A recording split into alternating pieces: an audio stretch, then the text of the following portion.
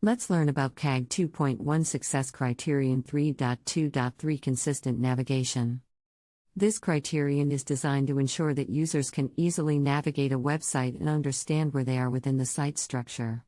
To meet this criterion, websites should provide consistent navigation across all pages. Here are some examples of how to implement this criterion in code. Use a consistent menu. One of the most common ways to provide consistent navigation is to use a menu that appears on all pages of the website. The menu should be organized in a logical manner and use clear, concise labels for each section of the website. In this example, a nav element is used to create a consistent menu that appears on all pages of the website.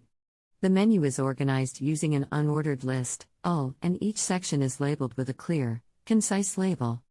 Use consistent labels and headings. Another way to provide consistent navigation is to use consistent labels and headings throughout the website. Headings should be used to organize the content of the page and should be used consistently across all pages. Labels should be used to describe form controls and should be consistent across all forms on the website. In this example, consistent headings and labels are used to provide a consistent user experience across all pages of the website. Headings are used to organize the content of the page and are consistent across all pages.